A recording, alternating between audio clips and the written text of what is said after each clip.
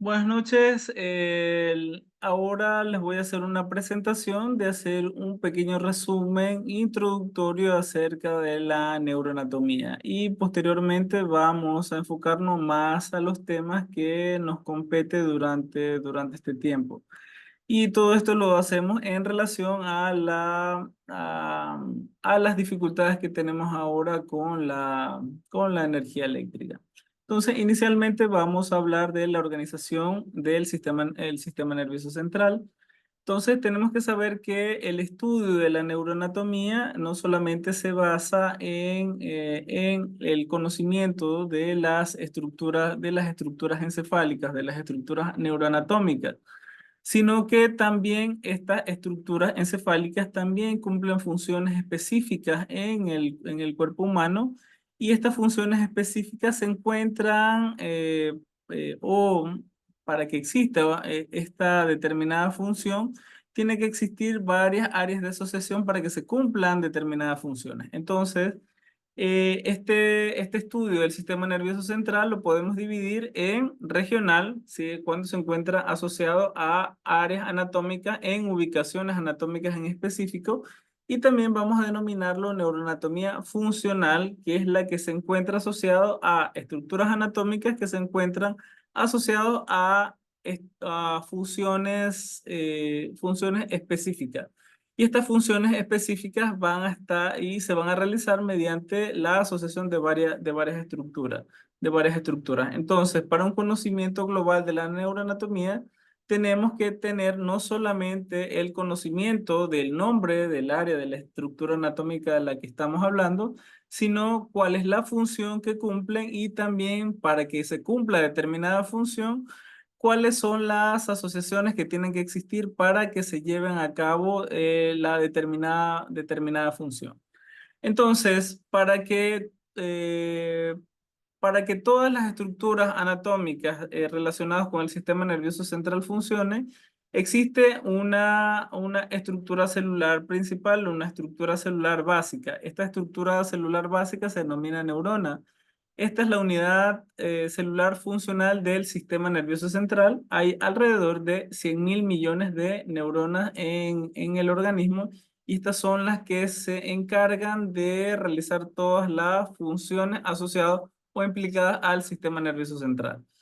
Estas neuronas no van a realizar sus funciones solas y van a requerir para su funcionamiento otras estructuras celulares que van a brindar un apoyo metabólico y estructural para estas neuronas, que van a estar asociados durante su desarrollo y su madurez. Ya en clases anteriores hicimos una charla mucho más amplia en relación a las estructuras de las neuronas y las transmisiones eléctricas, las transmisiones químicas y la sinapsis, etcétera, etcétera, etcétera. Así que simplemente ahora vamos a hacer como un breve refuerzo acerca de lo que ya se dijo previamente. Entonces, todas las neuronas cumplen con una función de la transmisión de impulso nervioso, que es la transmisión de neurotransmisores. Entonces, todas estas neuronas tienen tienen estructuras específicas estructuras específicas. Todas tienen una misma estructura específica en común. Esta estructura específica en común van a estar divididas en cuatro áreas principales, entre las cuales vamos a tener, como pueden observar aquí, las dendritas. Tenemos el cuerpo celular de la neurona presináptica, el cuerpo celular o soma, que es donde vamos a encontrar todas las organelas celulares que vamos a encontrar en cualquier otro estirpe celular de cualquier otro órgano o sistema del organismo, como llámese núcleo, ribosomas, aparato Golgi, etcétera, etcétera, etcétera. Y vamos a encontrar además un axón, y al final del axón vamos a encontrar algo que se denomina terminal axónico. Ya, toda esta es la estructura básica de una neurona, tiene que cumplirse con esas estructuras.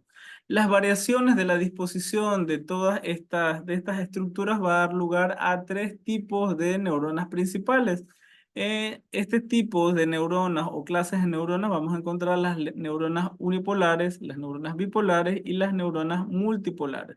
Las neuronas unipolares que lo vamos a encontrar aquí como el B1 son las que van a estar asociadas simplemente con un cuerpo celular de solamente de un lado y por el otro lado van a llegar con unos terminales axónicos nada más, sin la presencia o la disponibilidad de al otro lado, por así decirlo, de dendritas.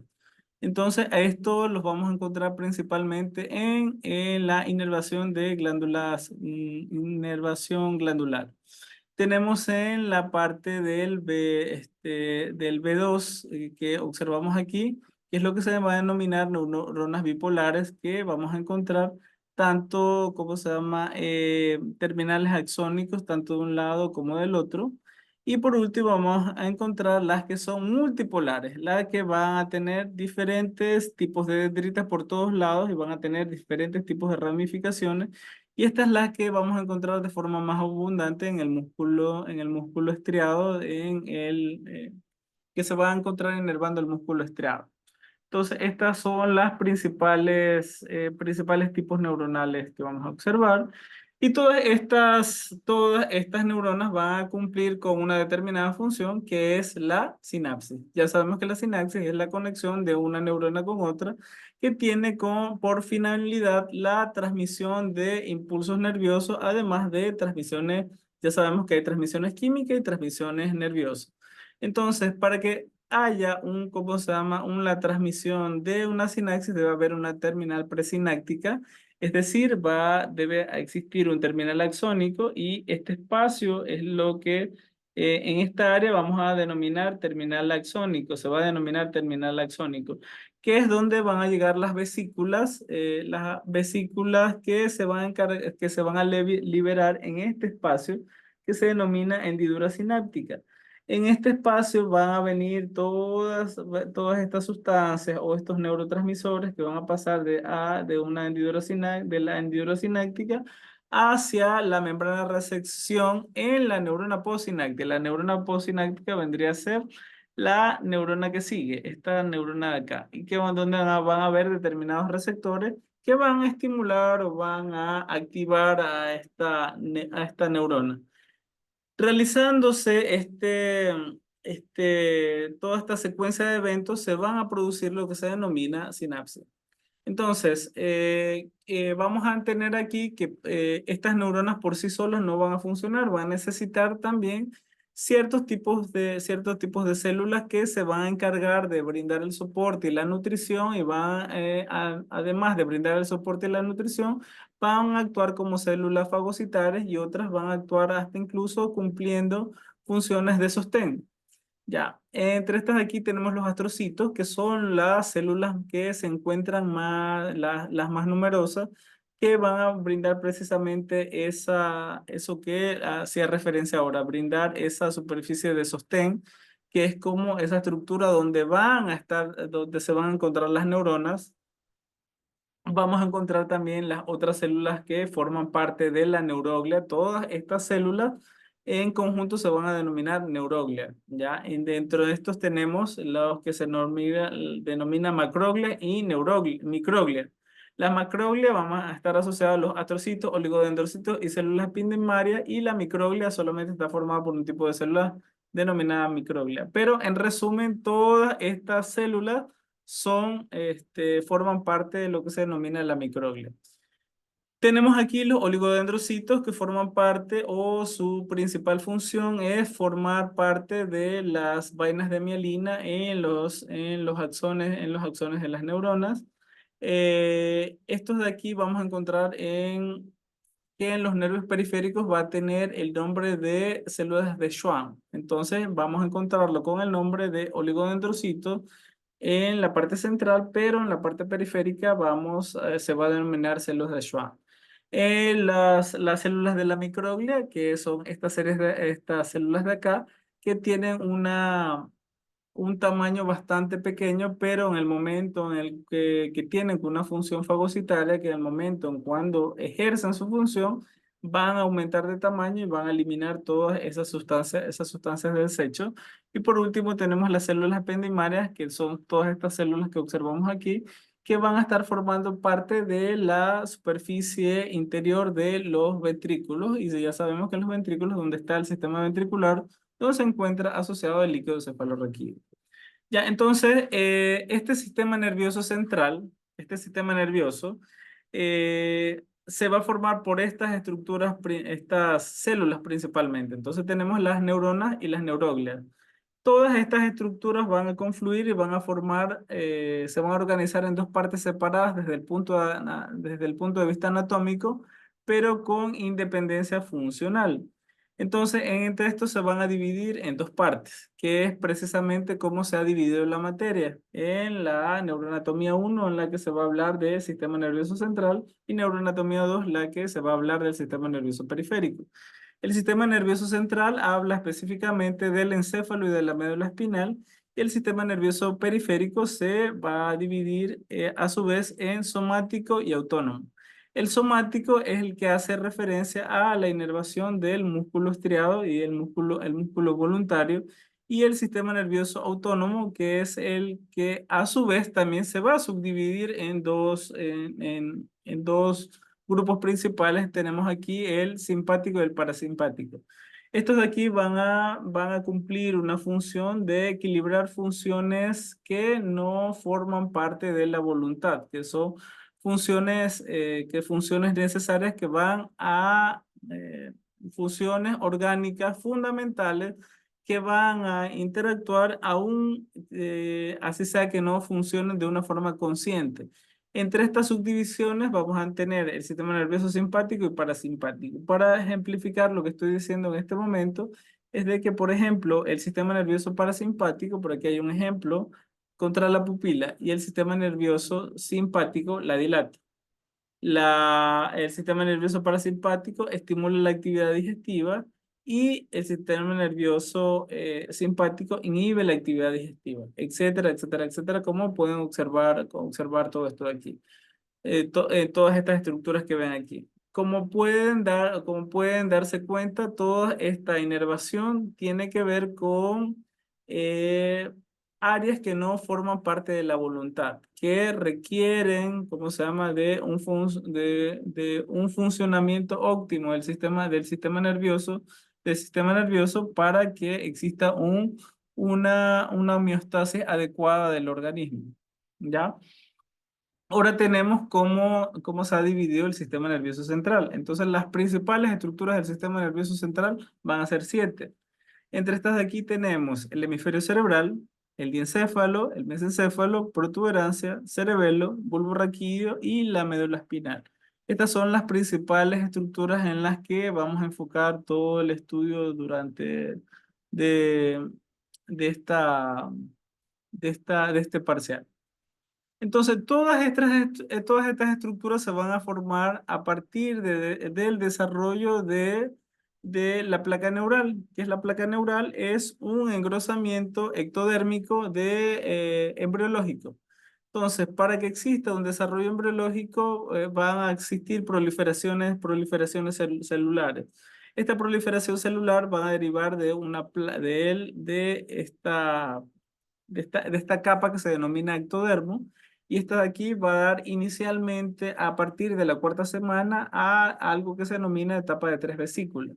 Esta etapa de 3 vesículas se va a dividir en prosencéfalo, como pueden observar aquí, mesencéfalo y romoencéfalo. Aquí podemos observar una visión longitudinal, pero aquí podemos observar esquemáticamente cómo se ve el embrión, y de lo que estamos hablando de la formación del sistema nervioso central. Aquí, como puedo observar aquí en verde, tenemos el prosencéfalo, en moradito tenemos el mesencéfalo, y el romboencéfalo lo tenemos en azul.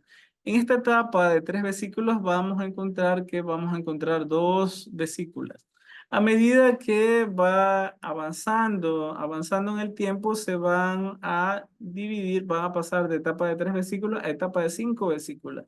Y estas estructuras iniciales, estas vesículas, se van a ir diferenciando y van a formar las estructuras adultas. Entonces, aquí tenemos los hemisferios cerebrales al telencéfalo, que va a dar origen a los ventrículos, a los ventrículos laterales, y al diencéfalo, que va a dar origen al tálamo y al hipotálamo. Y este también va a dar origen a la retina. El mesencéfalo va a continuar con su nombre de mesencéfalo, y el rombencéfalo va a dar origen al metencéfalo, que va a dar origen a la protuberancia o puente, y al mielencéfalo, que va a dar origen al bulbo raquídeo. Aquí podemos observar cómo se va desarrollando el embrión. Y entonces, como decía anteriormente, este tronco encefálico va a estar constituido de arriba hacia abajo por ¿qué estructuras? El mesencéfalo, la protuberancia o puente, y el bulbo raquídeo o médula oblongada. Todas estas estructuras forman parte de un área donde van a transitar vías ascendentes y vías descendentes, tanto sensitivas como motoras, para el correcto funcionamiento y la comunicación de la corteza cerebral con las estructuras externas. Aparte de eso, en la protuberancia y en el bulbo raquídeo se van a encontrar núcleos que se van a encargar del funcionamiento adecuado de la respiración, del control de la frecuencia sanguínea, y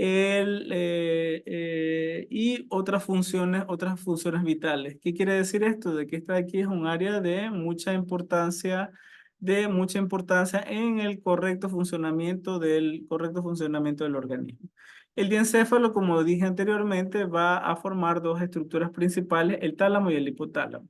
El tálamo es es una estructura que es una estructura anatómica donde van a confluir diversas áreas de asociación o áreas de relevo, en donde van a emitir diferentes comunicaciones hacia y desde de la corteza cerebral y hacia la médula espinal. Entonces, esta de aquí es una área intermedia de relevo. El área hipotalámica, esta de aquí es un área que se encuentra muy asociada con la hipófisis, que se encuentra muy asociada con el funcionamiento endocrinológico, en lo que está relacionado con el crecimiento, con el ciclo sueño-vigilia, etcétera, etcétera, etcétera. Entonces, esta aquí es el diencéfalo es un área muy importante por todo lo que dije anteriormente. Los hemisferios cerebrales, vamos a encontrar las porciones más desarrolladas del sistema nervioso. Estas de aquí vamos a encontrar que está formada por 4 estructuras principales. Tenemos aquí la corteza cerebral, que es el área más especializada de todos los animales, de todos los mamíferos, el área más especializada, que es por esa razón que nosotros tenemos corteza cerebral. La formación del hipocampo, la amígdala y los ganglios basales. Aquí podemos observar una imagen esquemática solo para nombrarlos, porque posteriormente vamos a hablar de dichas estructuras. Vamos a encontrar el mesencéfalo en esta área que pueden observar aquí. Por debajo de esto vamos a encontrar esta área que se denomina protuberancia o puente. Por debajo de esto vamos a encontrar el bulbo raquídeo. Como pueden observar aquí es el lugar donde van a emerger muchos de los nervios o de los pares craneales que intervienen en muchas funciones específicas del sistema nervioso central. Por arriba de esto vamos a encontrar los ganglios basales, que se van a encargar de la posición anatómica de los movimientos y del movimiento. La cápsula interna, que es un área de asociación. Aquí podemos observar también, vamos a observar el tálamo, los ganglios basales. Entre los ganglios basales vamos a encontrar la cápsula interna. Vamos a seguir viendo el mesencéfalo, la protuberancia y el bulbo raquídeo. Ya, dentro del diencéfalo, como dije anteriormente, vamos a encontrar el tálamo. El tálamo es denominada también un área subcortical, que se encuentra o está asociado como punto de relevo de varias estructuras.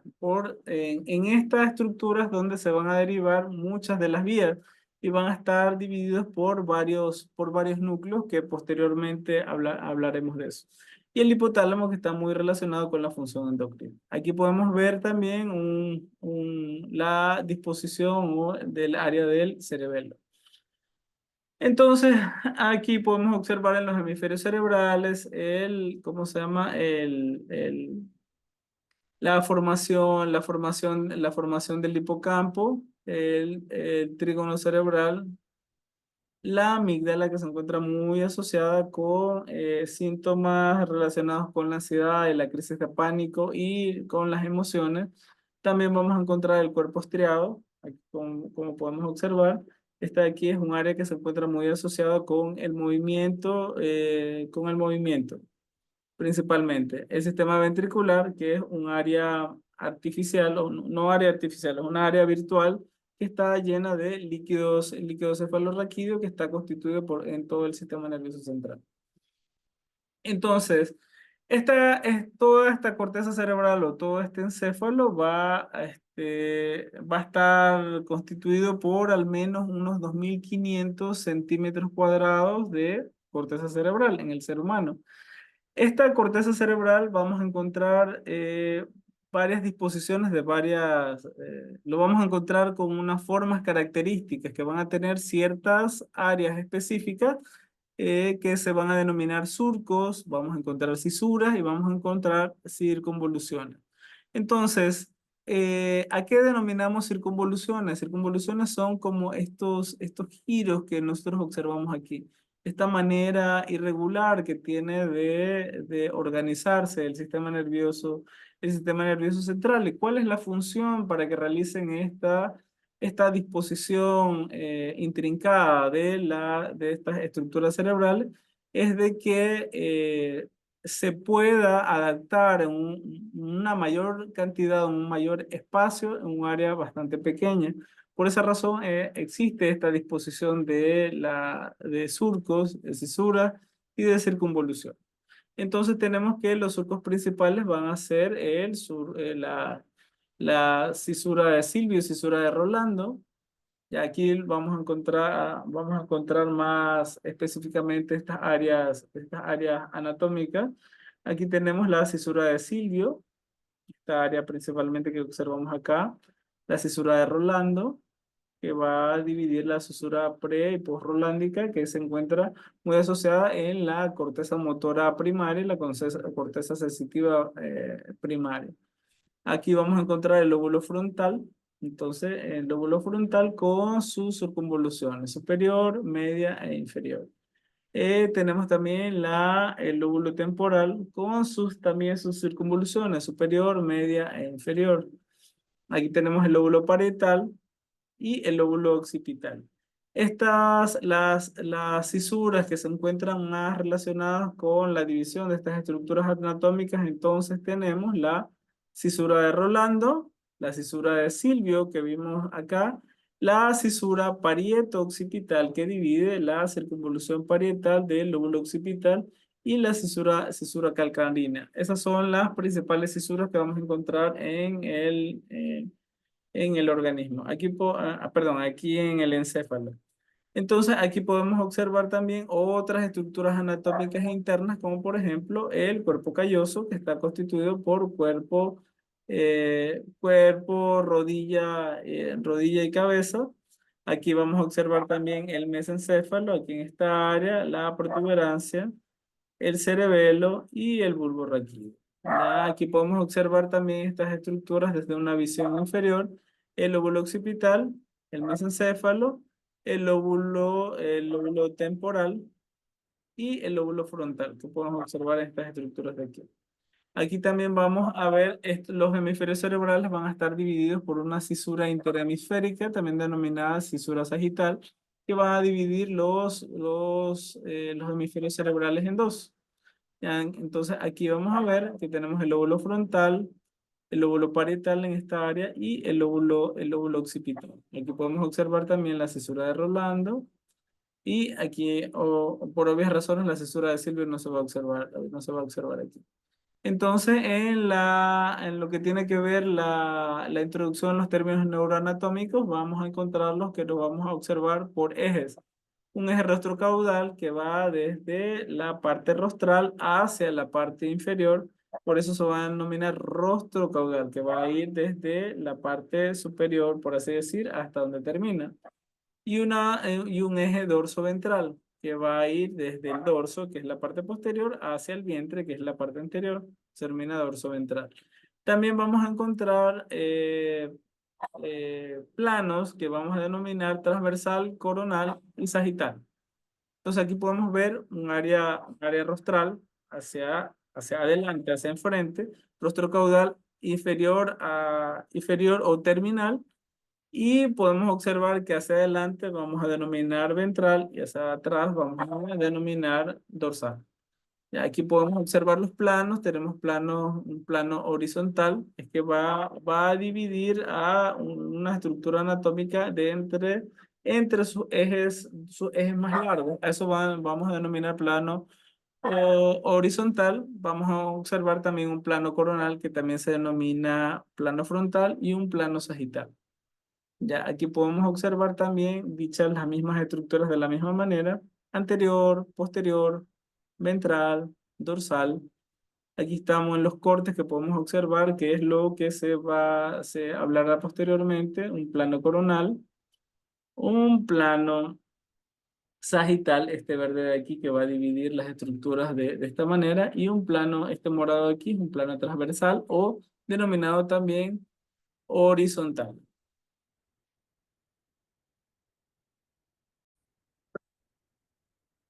Bueno, continuando con la exposición de las generalidades y el refuerzo a toda la materia, vamos a continuar con la presentación. Bueno, como habíamos dicho anteriormente, todas las estructuras neuroanatómicas se encuentran asociadas y cumplen una función en la que se encuentran intervenidas varias estructuras. Y estas estructuras por sí solas no pueden realizar la función si no tienen vías de conexión. Estas vías de conexión son las que les permiten de determinada manera llevar información proveniente del exterior, así como información proveniente de la corteza cerebral, para realizar determinadas actividades específicas. Entonces, en relación con esto, existen varias vías que no son las únicas vías que existen para la recepción de señales del exterior, así como las vías en las que nos van a enviar señales para realizar el movimiento voluntario. Existen las dos vías principales. Entonces, entre estas vías principales tenemos la vía del sistema del cordón posterior, que se denomina sistema del cordón posterior lemnisco-medial, y también tenemos la vía córtico-espinal. Entonces, estas de aquí son las vías que se encuentran más relacionadas tanto con la sensibilidad como con la parte del movimiento voluntario. Ya, entonces vamos a tener que la vía del sistema menisco medial, está de aquí, sistema del cordón posterior lemnisco medial, está aquí. ¿Cuál va a ser la principal función? ¿De qué es lo que se va a encargar este sistema? Va a estar enfocado principalmente a la sensibilidad del tacto y a la posición de las extremidades. Todas estas vías, tanto la vía del cordón posterior lemnisco-medial como la vía córtico-espinal, van a denominarse por la manera en hacia dónde van. Entonces, la vía del cordón posterior lemnisco-medial se conoce como una vía ascendente porque recibe información aferente de información exterior hacia la corteza cerebral, y la vía córtico-espinal se denomina una vía descendente porque esta va a ir desde de la corteza cerebral hacia el exterior. Entonces, la vía del sistema posterior del cordón lemnisco medial, esta de aquí va a estar constituido por un circuito de 3 neuronas que se van a unir, y que van a unir la periferia con la corteza cerebral, y estos van a terminar en qué parte de la corteza cerebral. en la corteza somática sensitiva primaria. Entonces, aquí vamos a tener esta vía del cordón posterior lemniscomedial, se la conoce como vía ascendente.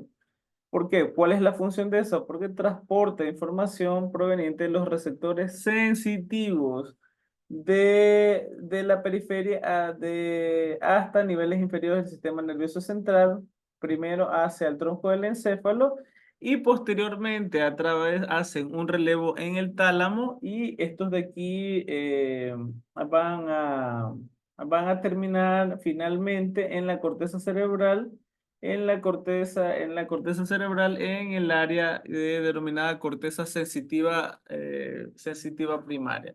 Entonces, ¿cómo lo realizan esto? ¿Cómo está constituido toda esta vía?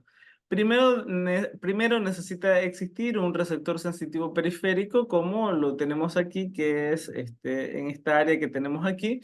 Existen varios receptores sensitivos periféricos que son los que se encargan de la sensibilidad del calor, la sensibilidad del tacto, sensibilidad de la presión, etcétera, etcétera, etcétera. Estos de aquí vamos a encontrar estos receptores sensitivos primarios y aquí vamos a encontrar que van a estar asociados o relacionados con las neuronas que se encuentran en la raíz, las neuronas del ganglio de la raíz dorsal de los nervios espinales. Ya estos de aquí estos axones se van a encontrar en el cordón posterior de la médula espinal y van a ascender hacia arriba el cordón posterior y van a llegar a ciertos núcleos que se van a encontrar en el bulbo raquídeo y aquí se va a realizar lo que se denomina la decusación sensitiva. La decusación es, por así decirlo, el cambio de carril o el cambio de estas vías que van desde de una parte del cuerpo hacia su parte contralateral. De esta manera, las lesiones que se producen o la resección de los estímulos que se producen en un área determinada del cuerpo se van a responder al final debido a esta decusación en el lado contralateral del cerebro. Entonces, la primera neurona que se encuentra asociada, como dije anteriormente, que es un circuito de tres neuronas. Aquí tenemos la primera neurona, la que se encuentra asociada con receptor sensitivo, que se encuentra asociado con la neurona del ganglio de la raíz dorsal. Estos van a formar axones y van a formar el cordón posterior. Aquí van a llegar a núcleos que se van a encontrar en el bulbo raquídeo. Y estos de aquí van a dar señales a través de que otras neuronas, otros axones. Recordemos que el axón es a través donde viaja el estímulo nervioso, el estímulo eléctrico va a ir a través de todo, ¿cómo se llama?, de la vía del hemisco medial y va a terminar en el tálamo. Recordemos que el tálamo es el área de asociación de donde parten, dependiendo del área o del núcleo talámico, va a enviar señales a determinadas áreas cerebrales. Entonces, esto de aquí van a concluir o van a dar por sentado que al final toda esta información sensitiva, para que todo esto se produzca, para que se produzca la sensibilidad, tiene que llegar a la corteza somática sensitiva primaria. Esta corteza somática sensitiva primaria se va a encontrar en la circunvolución parietal ascendente del lóbulo parietal. ¿En dónde va a encontrarse en esta área? Aquí vamos a encontrar otra imagen cerebral externa para que puedan observar de a qué áreas que me estoy refiriendo. Si ustedes recuerdan, la cisura de Rolando es la que es una de las tantas cisuras que va a dividir el cerebro en lóbulos. Entonces, en esta cisura de Rolando va a delimitar específicamente estas circunvoluciones. Tenemos la circunvolución parietal ascendente, que es donde dijimos que en la circunvolución parietal ascendente del lóbulo parietal va a estar ubicada la corteza sensitiva primaria. Entonces, la corteza sensitiva primaria va a ser toda esta morada que ustedes pueden observar aquí. Entonces, la vamos a encontrar esta circunvolución parietal ascendente. Vamos a encontrar la corteza sensitiva primaria. Entonces, corteza sensitiva primaria va a estar ubicada por detrás de la cisura de Rolando, en la circunvolución frontal ascendente. Entonces, de aquí parten todas estas vías, estas vías hacia axones que van a ir a través de la cápsula interna hacia el tálamo, a los núcleos del cordón posterior y el receptor sensitivo periférico. Pero en realidad se producen es de la periferia hacia el interior, no de la parte de la corteza cerebral al exterior. Porque de esto de aquí estamos hablando de que es una vía sensitiva. Al ser una vía sensitiva, es una vía ascendente. Entonces, vamos ahora a hablar de la otra vía de importancia, pero no es exclusiva. Tanto las vías ascendentes como descendentes, hay una infinidad de tractos y vías, pero estas dos son las vías principales, las que requieren un mayor estudio. Entre estas vías tenemos la vía corticoespinal, y su nombre también viene derivado del hecho de que va desde la corteza cerebral, por eso es el término córtico, hacia la médula espinal. Entonces esto vía a denominarse as córtico-espinal, o también lo vamos a encontrar en ciertos textos como tracto córtico espinal. Ya, entonces esta vía va a tener su expresión, o la dirección hacia donde se va a realizar esta vía, es una vía denominada una vía descendente. Entonces, este de aquí va a surgir por debajo del hemisferio cerebral, debajo del hemisferio cerebral donde se encuentra de la corteza primaria, y sigue un trayecto ventral. Entonces, sigue un trayecto posterior ventral en el tronco del encéfalo. En el tronco del encéfalo, que es esta parte de aquí. Recordemos el tronco del encéfalo porque está formado por mesencéfalo, puente y bulbo raquídeo. Entonces, este de aquí se va a ubicar en la porción caudal del bulbo raquídeo. Ahí se van a ubicar la mayor parte de los axones corticoespinales. Y aquí ¿cómo se llama? En esta porción ¿cómo se llama? De, del bulbo raquídeo se va a sufrir la decusación. Es decir, tanto la vía del hemisco medial como la vía corticoespinal van a sufrir decusaciones. Y estas de aquí van a tener a este nivel ¿cómo se llama? Otra asociación con otras neuronas. Si bien es cierto, la vía del hemisco medial, como ustedes recordaban, como les acabo de explicar, está formado por tres tipos o tres grupos de neuronas. Por tres grupos de neuronas. Estas neuronas, la primero que viene del receptor sensitivo, luego van a ir a los núcleos del cordón posterior, luego van a tener otra conexión en el tálamo y la corteza sensitiva primaria. Lo que tiene que ver con la vía córtico-espinal, van a estar solamente dos. La que va desde la corteza hasta, ¿cómo se llama? A la parte del área de la neurona motora en el bulbo raquídeo, y de esta de aquí va a enviar otras neuronas que se van a ubicar directamente en el músculo estriado. Toda esta área que va desde la corteza motora la médula espinal es lo que se denomina neurona motora superior, y lo que parte a partir de, ¿cómo se llama? De la médula espinal hacia el músculo estriado se va a denominar motoneurona inferior. Entonces tenemos que van a ver en lo que tiene que ver con la vía motora, va a estar dividida en dos. La neurona motora superior y neurona motora inferior. Estos de aquí, esta corteza motora primaria, al igual que que la corteza somática sensitiva primaria, también va a tener un área específica y esta de aquí va a estar ubicada en la circunvolución frontal ascendente. ¿Dónde está la circunvolución frontal ascendente? Esta de aquí la vamos a encontrar por delante de la cisura de Rolando, que es toda esta área que ustedes pueden observar aquí, es la que se denomina la corteza motora primaria.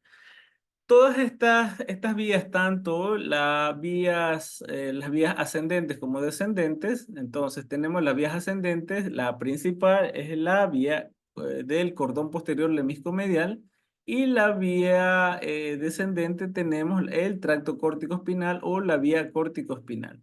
Aquí observamos una imagen esquemática al nivel a donde se realiza la decusación de estas vías. Entonces podemos observar en esto que observan aquí en rojo, la vía del tracto córtico-espinal, que pueden ver a nivel por debajo, esto de aquí es el bulbo raquídeo. Aquí vamos a observar de que va a realizar al nivel inferior del bulbo raquídeo la respectiva decusación de la vía del tracto córtico-espinal. Aquí también vamos a observar otros fibras y otras decusaciones, como dije anteriormente, la vía del cordón posterior lemiscomedial y la vía del tracto córtico-espinal no son las únicas. Entonces van a existir otras vías y otras decusaciones, pero en realidad para términos prácticos lo importante es que sepan las dos vías principales. Entonces, a nivel del tronco encefálico van a existir otros núcleos y estos son de los núcleos de donde van a partir las otras neuronas de donde hacen relevo la información tanto sensitiva como la información motora. Entre estas áreas de sustancia gris vamos a tener la sustancia negra, la formación reticular y el núcleo rojo.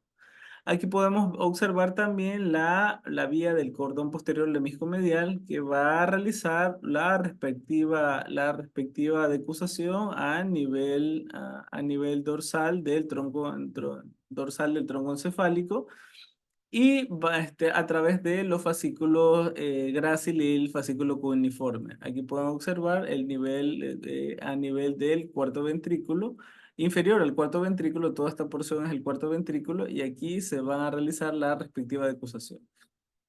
También los pedúnculos cerebelosos van a realizar la respectiva decusación a nivel del el puente del tronco encefálico. Aquí podemos ver otra sección de las mismas acusaciones de estas vías.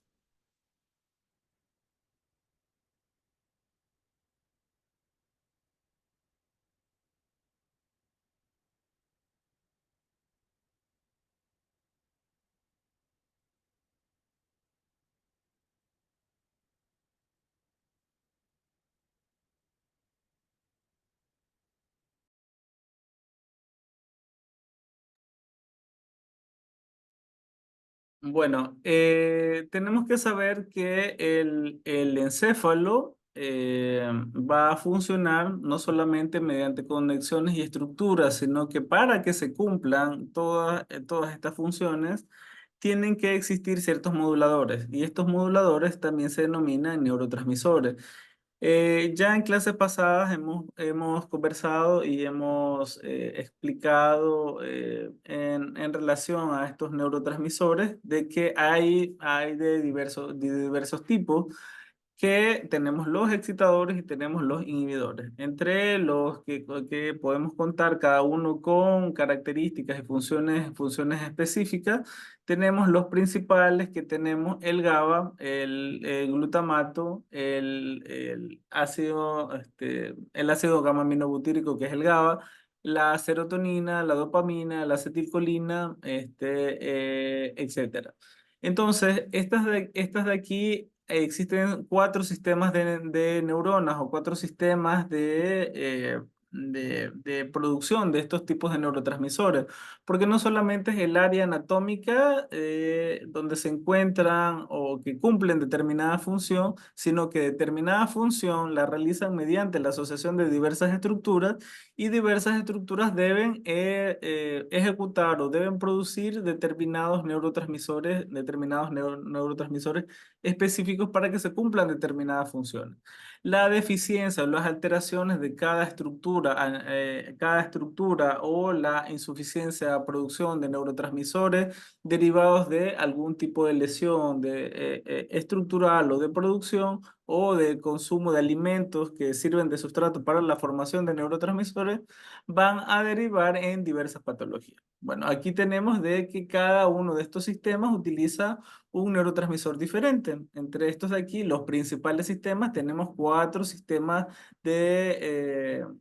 sistemas moduladores con estos neurotransmisores. Entre estos de aquí tenemos la acetilcolina, la dopamina, la noradrenalina y la serotonina. Entonces, cada uno se van a producir en determinados núcleos específicos que derivan principalmente en el tronco encefálico. De este de aquí se van a emitir mediante determinadas vías en diversas áreas cerebrales. Entre estas tenemos aquí, vamos a comenzar primero con la dopamina. La dopamina va a estar muy relacionada y se va a producir en un área denominada sustancia negra y un área también denominada área tegmental ventral. Aquí es donde van a existir las principales neuronas dopaminérgicas.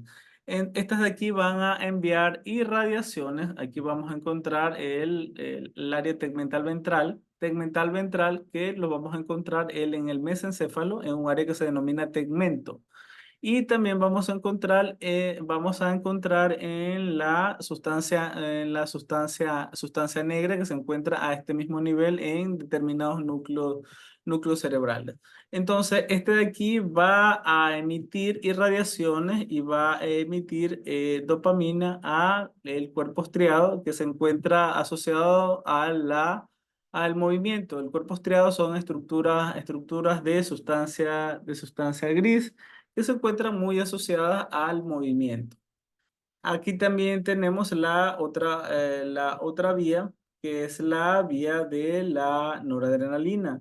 En esta aquí de la vía de la noradrenalina vamos a encontrar en un área que se encuentra muy asociado, muy relacionado con el cerebelo, que se denomina lucus cerúleus. Este núcleo cerúleos va a enviar irradiaciones o proyecciones para la emisión de la noradrenalina a ciertas áreas cerebrales. Estos se van a denominar proyecciones noradrenérgicas y van a dar proyecciones noradrenérgicas principalmente al tálamo, ¿cómo se llama? A la amígdala y al hipocampo. ¿En qué patologías vamos a encontrar estas alteraciones en la producción de noradrenalina? Principalmente en trastornos de ansiedad. ¿Ya? Aquí vamos a encontrar también los núcleos del RAFE. Los núcleos del RAFE los vamos a encontrar en el tronco encefálico. Como pueden observar, este es el tronco encefálico. Aquí podemos observar el mesencéfalo, el puente y el bulbo raquídeo.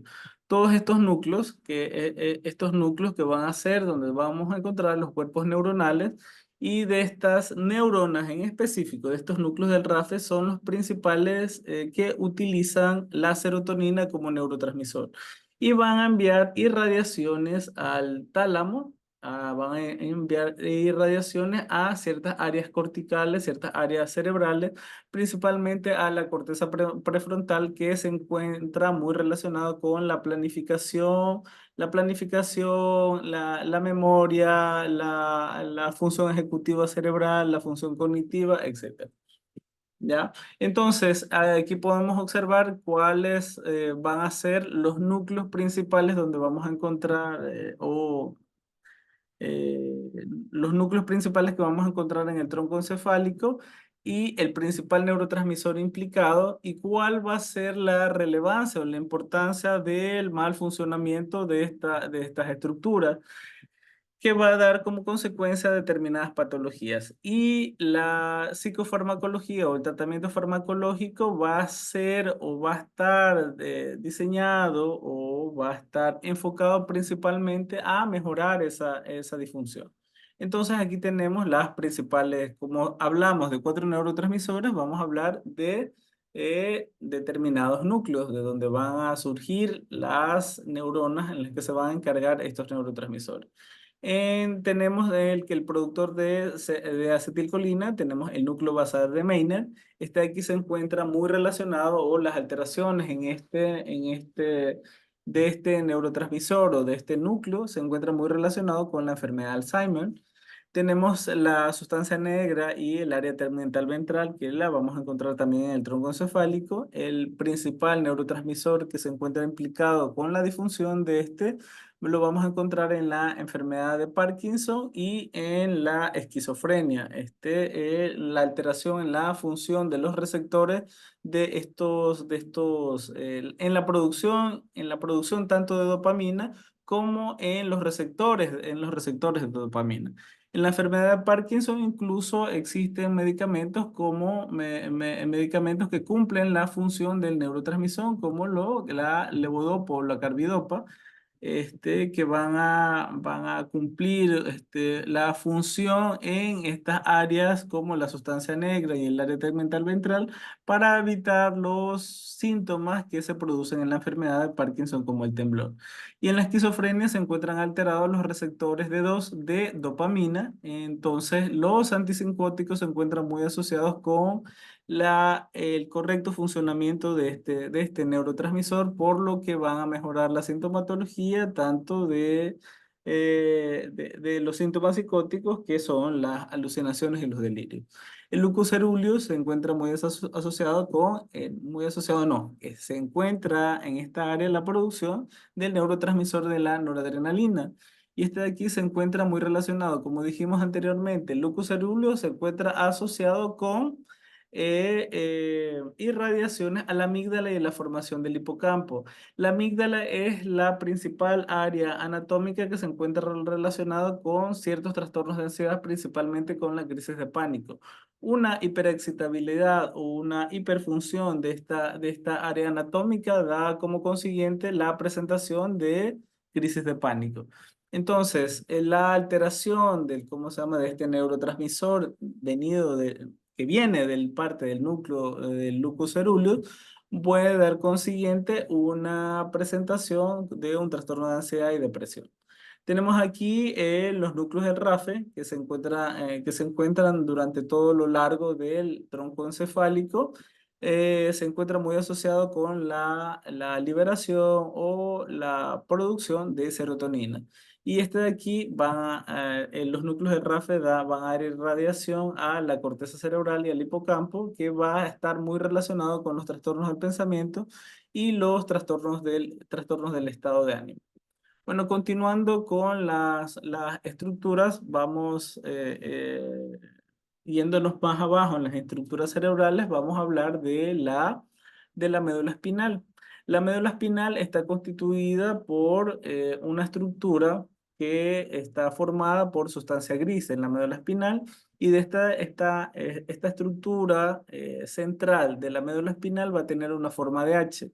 Y esta estructura de forma de H va a estar constituida en medio de esta estructura por un núcleo perdón, como un espacio, como un orificio que se va a denominar conducto central. Estos de aquí se le van a dividir esta estructura en H en astas y se va a denominar astas dorsales las que se encuentran hacia su parte posterior y astas ventrales las que se encuentran en la parte anterior. Entonces, a partir de ahí vamos a observar, por ejemplo, esta es la estructura en H que nosotros observamos en la médula espinal si hacemos un corte transversal.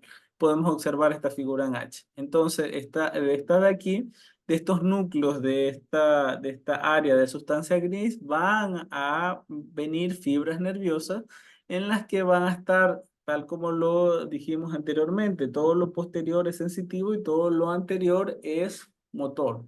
Entonces, estas dos vías van a formar y van a constituir los nervios espinales, como pueden observar aquí. Aquí vamos a observar que también en estas vías, como dijimos anteriormente, se van a estar asociados tanto con fibras ascendentes y fibras descendentes, ¿ya? También en la médula espinal no solamente va a estar constituido por esta estructura de sustancia gris, sino también va a estar constituido por sustancia blanca. Y la sustancia blanca va a estar constituido por haces que van a formar cordones, entre los que tenemos los cordones posteriores, laterales y ventrales. Aquí tenemos una imagen de resonancia magnética donde podemos observar esta estructura que estaba explicando anteriormente. Esta es la estructura central en forma de H que se va a dividir en astas. Entonces vamos a encontrar la asta dorsal, que se encuentra asociado hacia la parte posterior, y asta ventral, que va a denominar como anterior. Ventral por vientre. Entonces, y dentro de esta estructura vamos a encontrar también algo que se denomina conducto central. Entonces, la sustancia blanca la vamos a encontrar que todo en conjunto, toda esta médula se va a dividir en cordones, la parte de la sustancia blanca. Toda esta porción, esta porción de aquí lo vamos a denominar un cordón posterior o cordón dorsal. En toda esta área de aquí, el cordón, vamos a encontrar un cordón lateral, ¿ya? Y vamos a encontrar un cordón anterior, ¿ya?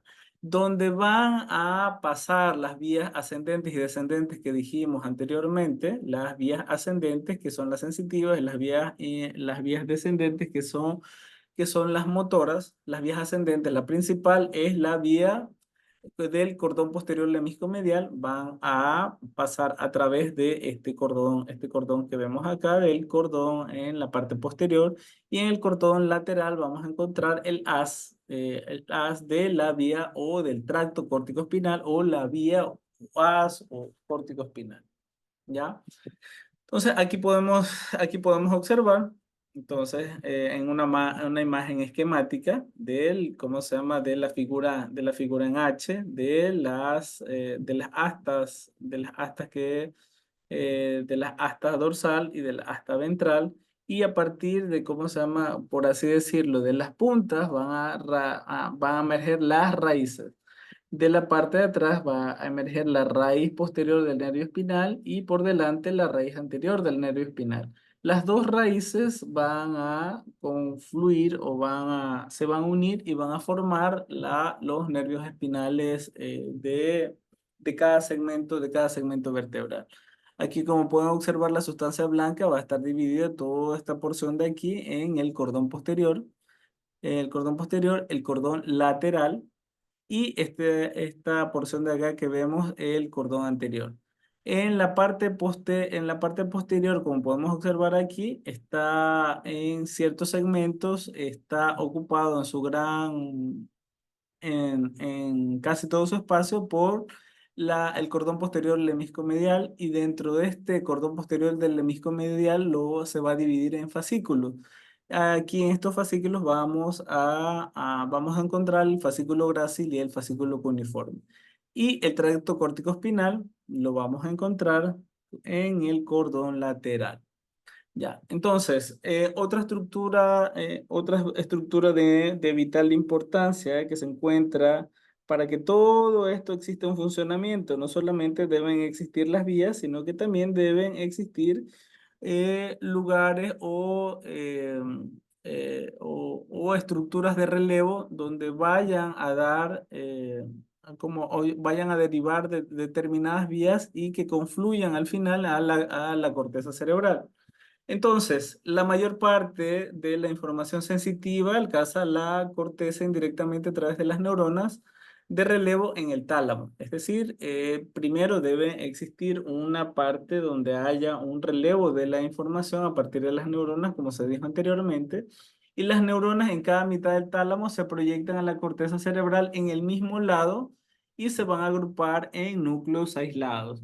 Esto, ¿por qué esto pasa? Porque anteriormente, ¿por qué aquí no va a haber una inervación, una irradiación contralateral? ¿Y por qué va a ser del mismo lado? Porque la decusación y el cambio de las vías va a ocurrir a niveles inferiores, por lo que a nivel del tálamo la comunicación va a ser al mismo hemisferio cerebral donde se encuentre o donde se irradie esta información o estas neuronas de relevo en el tálamo. Estas de aquí, este tálamo se va a dividir en, ¿cómo se llama? En varias estructuras, en varios núcleos, de los cuales los grupos principales se han dividido en núcleos anteriores, núcleo medial, núcleo lateral y núcleo intralaminar. Y también existen otros núcleos, pero de una menor relevancia que los dicho anteriormente, los núcleos en la línea media y los núcleos reticulares. Entonces, aquí podemos observar, esta es la parte, ¿cómo se llama? Esta es la estructura del tálamo. Los dos tálamos se encuentran unidos por una adhesión talámica. Y de estas de aquí vamos a encontrar los núcleos mediales. Entre estos de aquí tenemos el dorsal medial, los núcleos intralaminares que tenemos el núcleo intralaminar que vamos a observar en esta área de aquí. Vamos a encontrar también los núcleos laterales. De los núcleos laterales vamos a encontrar todos estos de aquí. Posterior lateral, ventral anterior, ventral lateral posterior, medial ventral posterior y núcleo pulvinar. Vamos a encontrar también aparte de esos núcleos laterales, los núcleos intralaminar, tenemos aquí. Entonces tenemos los de mayor relevancia. Anterior, medial, lateral e intralaminar. Medial, observamos aquí, intralaminar, esta parte de aquí, esta parte es el medial, lateral y falta el último, el anterior, los núcleos anteriores. En estos tenemos esta porción de aquí. Estos de aquí son los denominados núcleos anteriores, estos dos de aquí. Estos dos de aquí.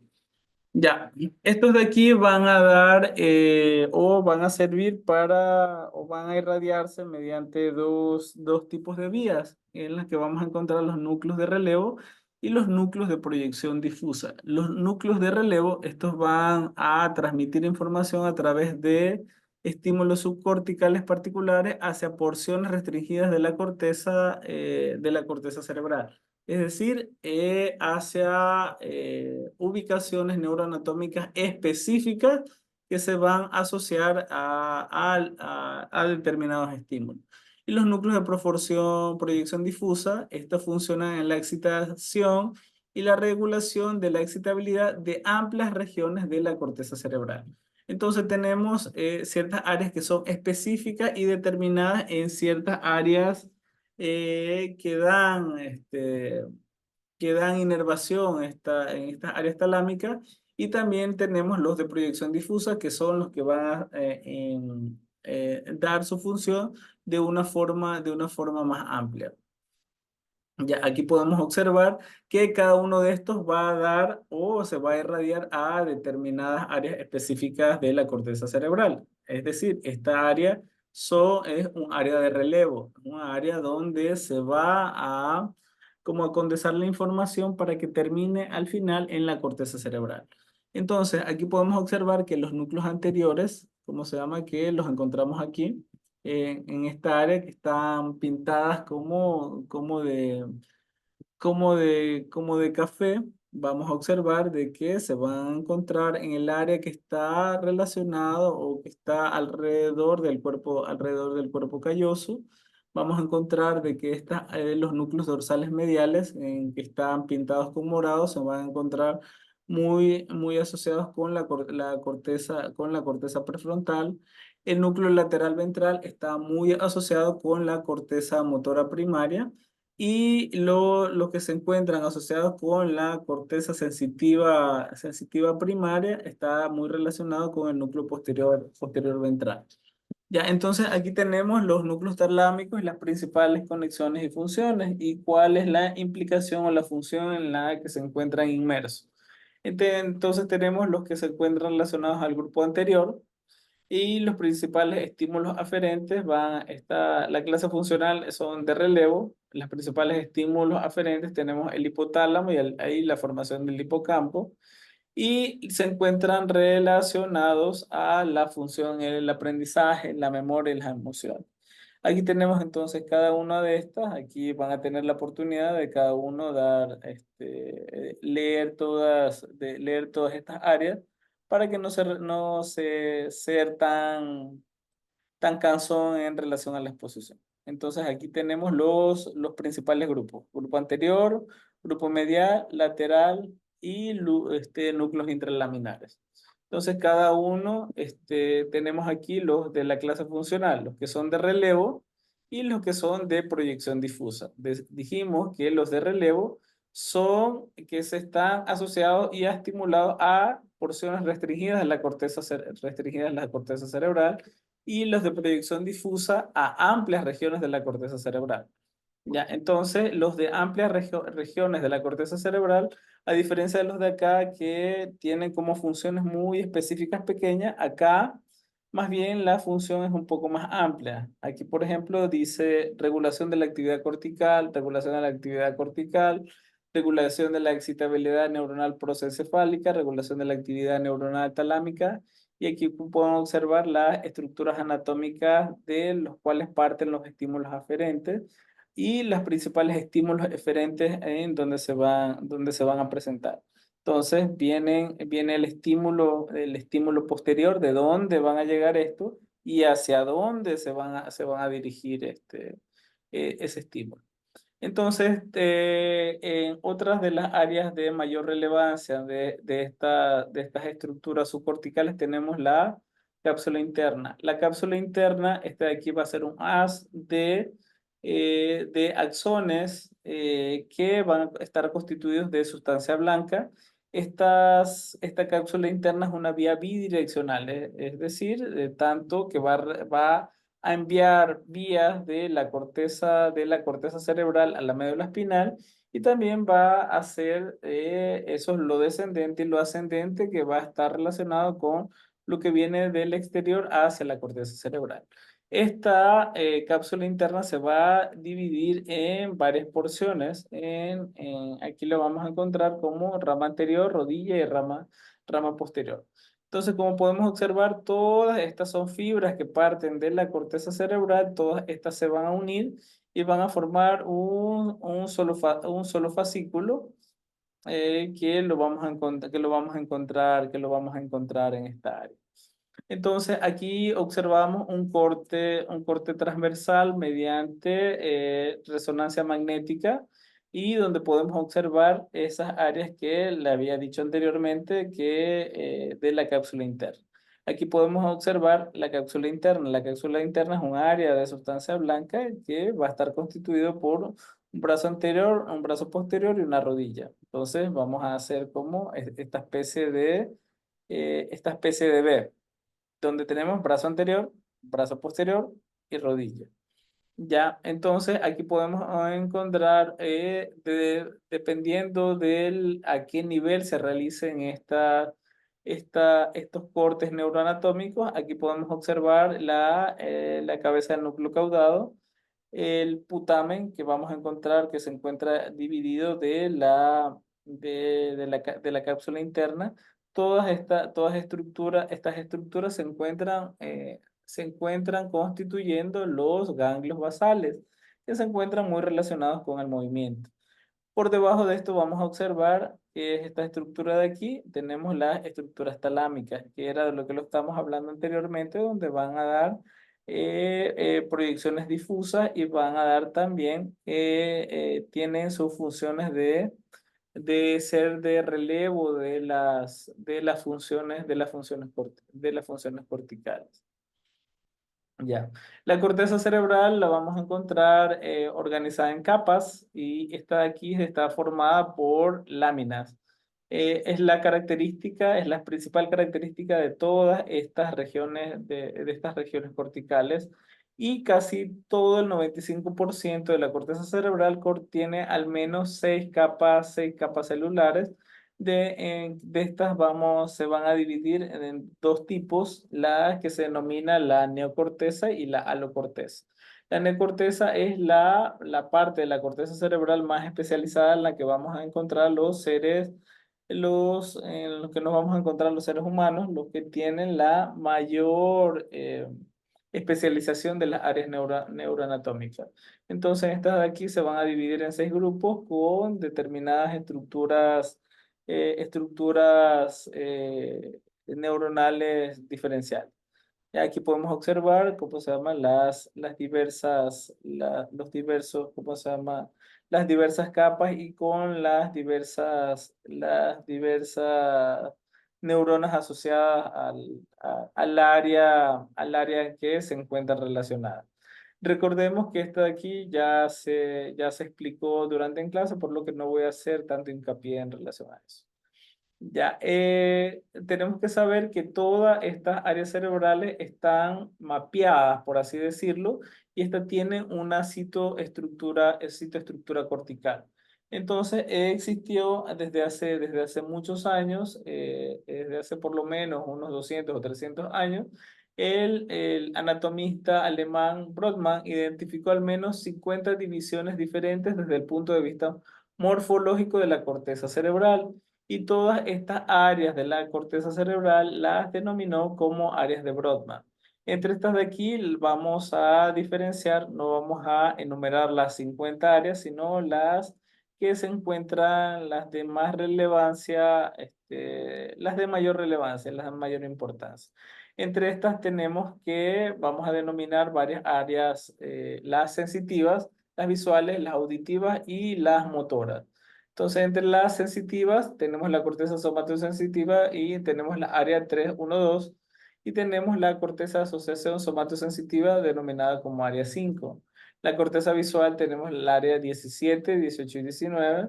La corteza auditiva tenemos la 41, 42 y 22 y la corteza motora primaria tenemos el área 4. Entonces, aquí podemos observar un cerebro visto desde una vista externa de todas estas áreas de la citoarquitectura. Como pueden observar, cada área cerebral está mapeada. Entonces, mapeada quiere decir de que está como delimitada.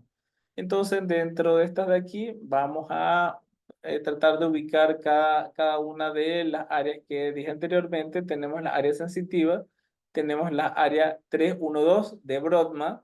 Aquí podemos observar la área 312 de Brodmann. Entonces, como pueden observar aquí, tenemos el área, la cisura de Rolando. Y aquí encontramos la corteza somático-sensitiva primaria. Entonces, en las principales áreas de Brodmann tenemos la 312 y el área asociación somatosensitiva, el área 5, como podemos observar aquí. Las que se encuentran muy relacionadas con la corteza motora primaria, tenemos el área 4, justamente esta área 4 que está constituida por la corteza motora primaria, que está ubicada por delante de la cisura de Rolando.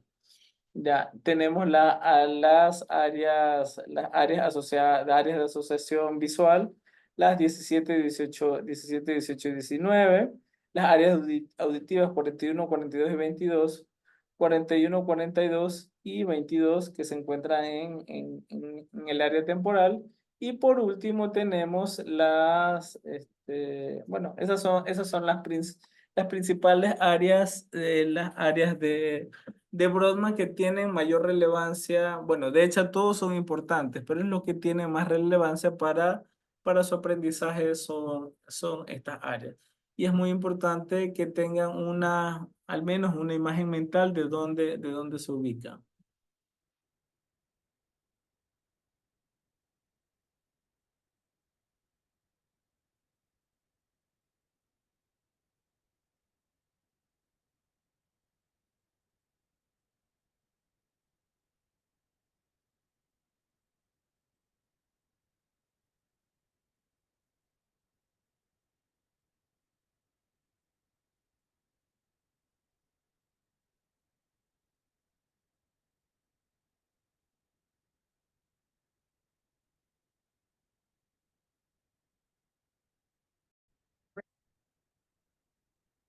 Bueno, ahora vamos a hablar de las estructuras del mesencéfalo, el romboencéfalo y la médula espinal.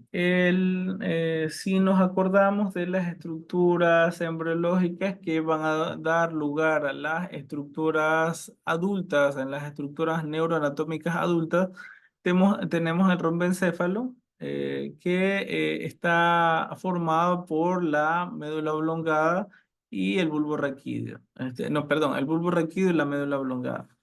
Ya, entonces en esta área vamos a encontrar, aquí podemos observar esta área del tronco encefálico, vamos a observar las principales estructuras que forman el tronco encefálico. ¿Qué forma el tronco encefálico? Va a formar el mesencéfalo, va a estar formado por el puente y va a estar formado por el bulbo raquídeo o también denominado en algunos libros médula oblongada. Aquí podemos ver en esta área, en esta área que vamos a observar aquí, vamos a encontrar el mesencéfalo. Esta es una vista inferior, es una vista inferior ¿cómo se llama? Del cerebro, del tronco encefálico. Ya, entonces aquí podemos ver en parte del mesencéfalo la protuberancia y esta área de aquí que se va a denominar bulbo raquídeo. Todas estas tres estructuras van a estar constituyendo el tronco encefálico. Ya, estas estructuras, ya esta imagen ya la hemos visto anteriormente. Vamos a repetir nuevamente dónde está ubicado de arriba hacia abajo: mesencéfalo, protuberancia y bulbo raquídeo. Mesencéfalo, protuberancia y bulbo raquídeo. Aquí tenemos una visión anterior y esta de aquí es una visión posterior. ¿Ya? Entonces, entre estas estructuras, ¿cuál va a ser la relevancia clínica y qué estructuras vamos a encontrar en estas áreas? Vamos a encontrar que en el mesencéfalo va a estar limitado por los pedúnculos cerebrales, va a estar arriba del mesencéfalo, vamos a encontrar el quiasma óptico y los tractos ópticos, y de aquí van a emerger el tercero y el cuarto par craneal, porque el par craneal 1 y 2 no va a emerger del tronco encefálico. Aquí podemos ver el mesencéfalo de esta área que estamos describiendo. Aquí tenemos una vista, toda esta foto de aquí es una vista anterior y acá tenemos una vista posterior. De la vista anterior vamos a observar que se va a encontrar limitado. ¿Por qué? Por los pedúnculos, el pedúnculo cerebral superior, y de entre los dos pedúnculos cerebrales vamos a encontrar esta área que se va a denominar fosa interpeduncular. En la fosa interpeduncular vamos a encontrar los cuerpos mamilares. Los cuerpos mamilares, y por encima de los cuerpos mamilares vamos a encontrar el quiasma óptico. Por arriba va a estar limitado por el quiasma óptico que pueden observar aquí, esta cintilla grande que vamos a observar aquí. Este quiasma óptico va a dar origen al nervio óptico de cada lado. Entonces, ¿cuál va a ser la relevancia aquí? Que vamos a encontrar en esta estructura del mesencéfalo, donde se van a emerger las raíces de los nervios del tercero y cuarto par craneal. Aquí podemos observar, aquí tenemos el nervio oculomotor y el nervio troclear. Entonces, estas son las estructuras que vamos a encontrar en el área del mesencéfalo. En el área del puente, ¿qué vamos a encontrar en el puente?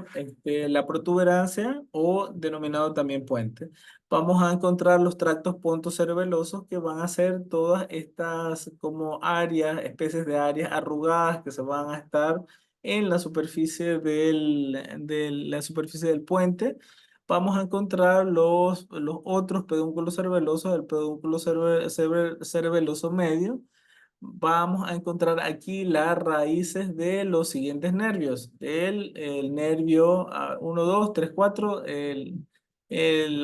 donde van a emerger las raíces de los nervios 5, 6, 7 y 8. Así en ese orden: trigémino, abducen, facial y vestíbulo coclear.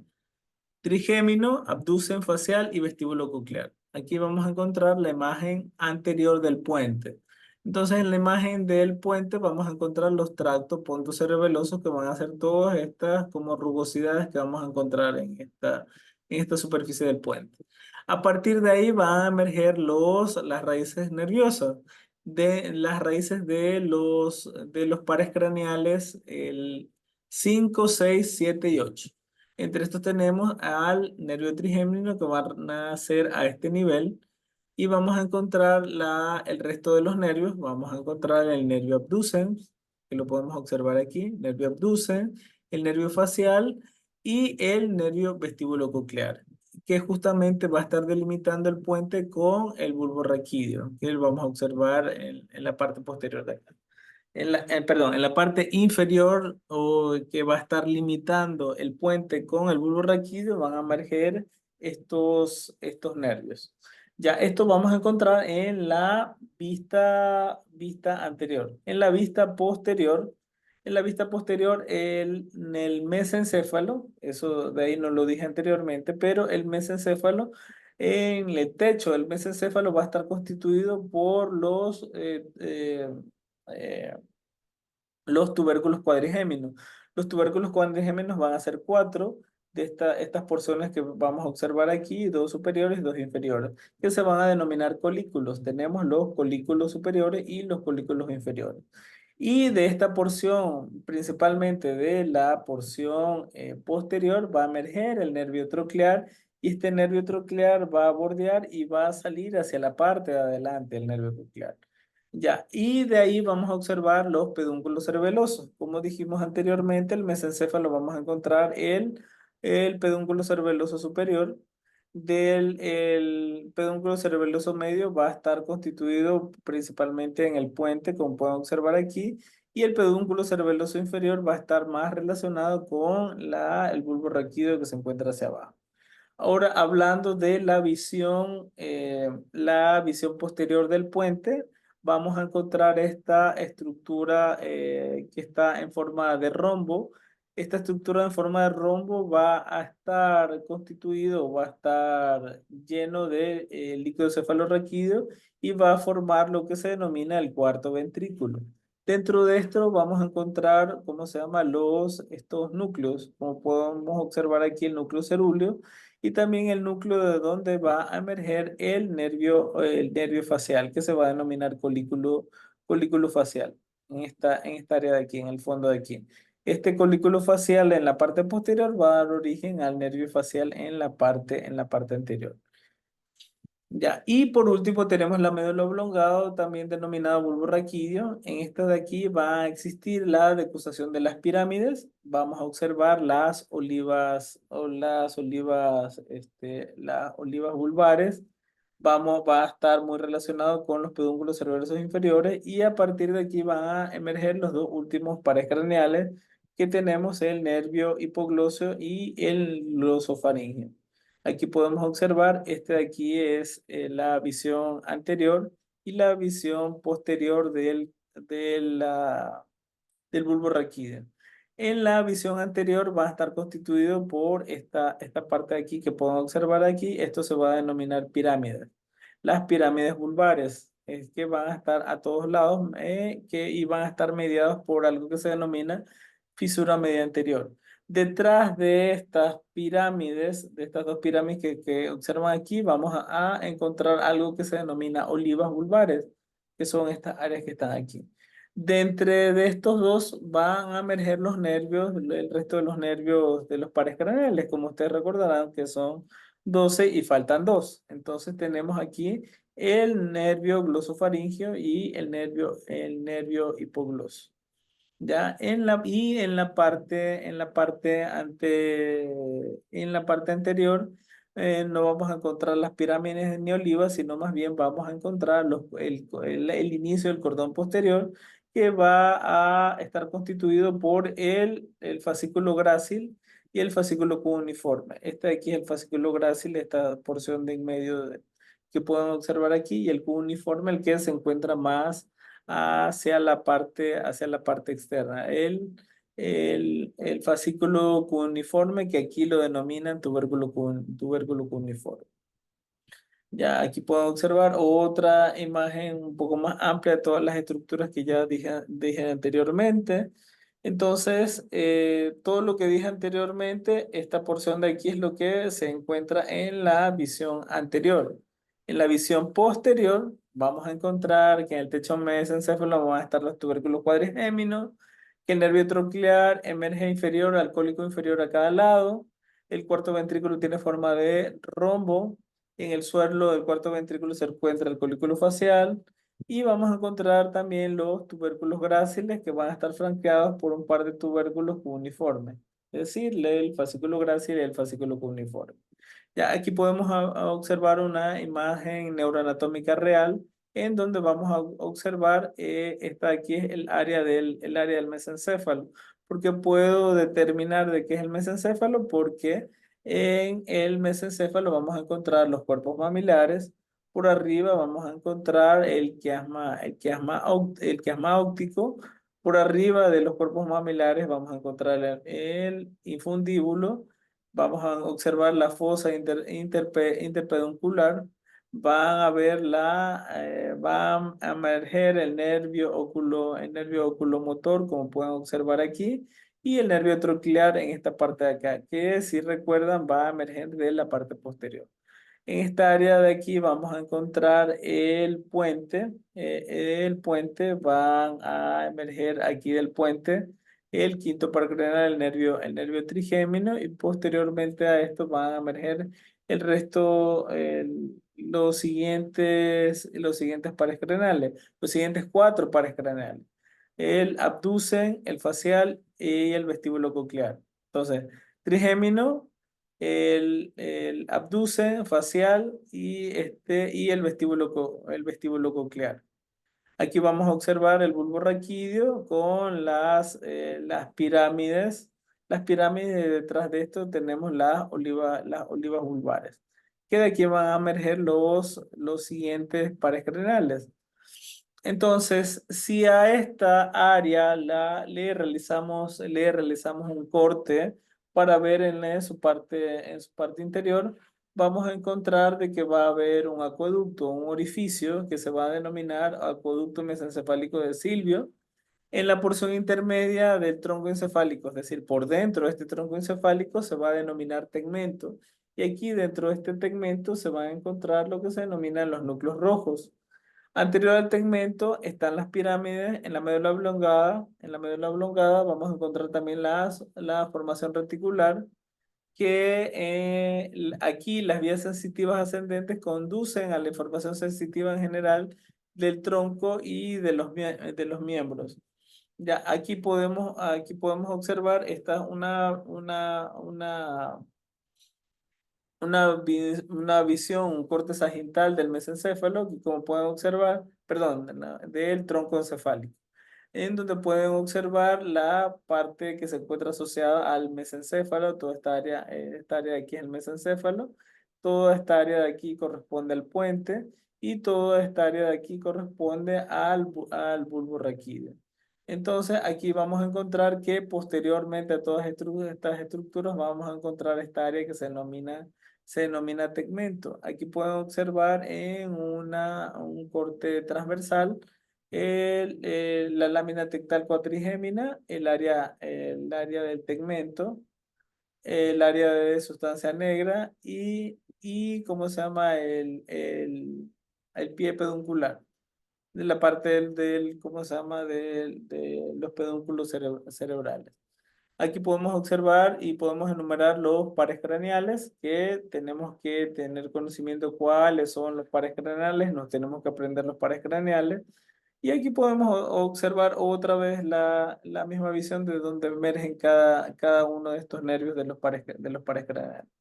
En esto ya en otras clases posteriormente vamos a hablar de una forma más profunda de la decusación de las pirámides, decusación de las pirámides y de la vía de las principales vías ascendentes y descendentes. Ya aquí podemos observar otra visión un poco más amplia en relación a la decusación de estas pirámides. Vamos a observar que en el mesencéfalo existe la decusación de los pedúnculos cerebelosos superiores, que sobrepasan a la línea media de los colículos inferiores.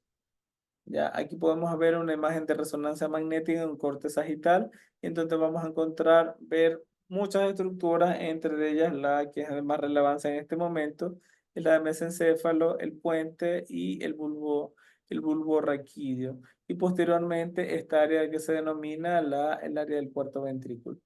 Aquí podemos ver un corte sagital, en donde se puede, sagital de una estructura anatómica real, en donde se puede observar el cuerpo calloso, que es esta área que pueden observar aquí, el, eh, el tegmento del mesencéfalo, o esta área del mesencéfalo que se denomina tegmento, el puente encefálico, y el de acá el bulbo raquídeo, ¿ya? Aquí observamos igualmente estas figuras anatómicas. Aquí tenemos un corte coronal, donde vamos a observar de una forma más clara determinadas estructuras, principalmente de las que no hemos nombrado con anterioridad. Aquí tenemos, entre ellas tenemos el tálamo, tenemos el cuerpo calloso, y aquí podemos observar también en este orden, de arriba hacia abajo, mesencéfalo, puente y bulbo raquídeo. Y por último vamos a hablar de la médula espinal, que desde el punto de vista seccional se divide en 31 pares de nervios espinales unidos a través de las raíces anteriores ventrales y posteriores dorsales de los nervios espinales. Esta de aquí va a estar rodeado por tres cordones de sustancia blanca a cada lado. Y en la sustancia gris central encontramos un conducto central. Conducto central, aquí también vamos a encontrar astas anteriores que se denominan ventrales, y posteriores posterior, denominadas dorsales a cada lado. Aquí pueden observar los segmentos en los que se divide la médula espinal. Como dije anteriormente, 8 cervicales, 12 torácicos, 5 lumbares, 5 sacros, y coxígeno. Ya, entonces aquí podemos ver la disposición de la sustancia gris y de la sustancia blanca a nivel de la médula espinal.